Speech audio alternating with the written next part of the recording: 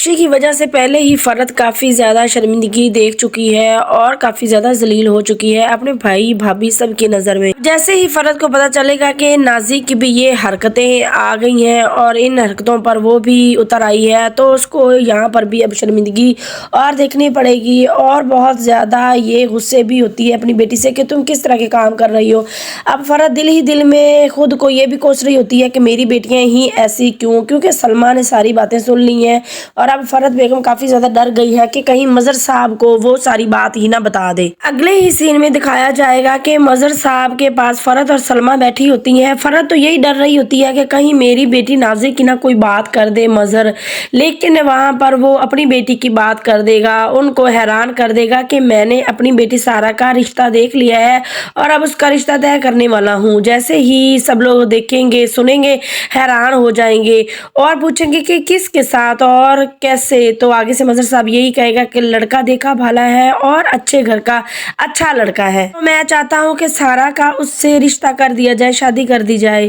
اور جہت بیگم کافی زیادہ خوش ہو رہی ہوگی کہ اچھا ہی ہے، سارا سے میری جان چھوٹ جائے گی، اس گھر سے وہ چلی جائے گی۔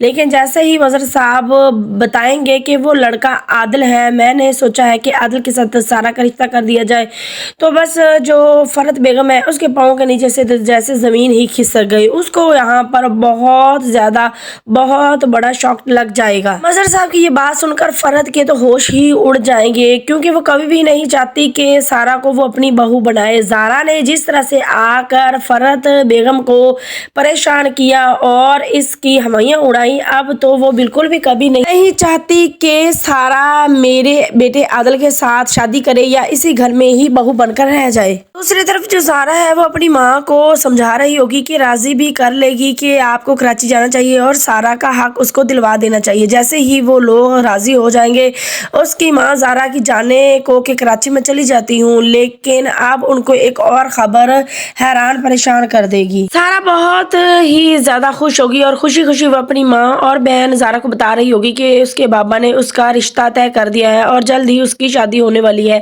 آگے سے زارا اور اس کی ماں کافی زیادہ خوش ہو جاتے ہیں۔ زارا بہت زیادہ خوش ہو کر پوچھتی ہے، اچھا جی میری بہن کی شادی ہو رہی ہے، بتاؤ تو صحیح وہ لڑکا کون ہے اور کس کے ساتھ؟ ایسے ہی سارا بتائے گی کہ میری شادی طے ہو رہی ہے عادل کے ساتھ، بابا نے رشتے کے لیے ہاں کر دی ہے۔ بس جیسے ہی زارا اور اس کی ماں یہ خبر سنیں گی تو زارا کے پاؤں کے نیچے سے جیسے زمین ہی کھسک گئی ہو، اس کی ماں بھی حیران پریشان ہو جائے گی اور وہ پوچھے گی کہ کیا کیا کس کے ساتھ؟ پھر سارا بتائے گی کہ عادل کے ساتھ۔ زارا یہاں پر بہت زیادہ دکھی ہو جائے گی، بہت زیادہ پریشان ہو جائے گی، کیونکہ زارا عادل کو بہت زیادہ محبت کرنے لگ گئی تھی۔ زارا دن رات عادل کے ساتھ اپنے شادی کے خواب دیکھنے لگ گئی تھی اور اب زارا کے سارے خواب چکناچور ہونے والے ہیں۔ ناظرین آپ لوگوں کو کیا لگتا ہے، کیا سارا کی عادل سے شادی ہو پائے گی یا کہ زارا کو ہی عادل ملے گا؟ اپنی قیمتی رائے کا اظہار لازمی کیجیے گا نیچے کامنٹ باکس میں۔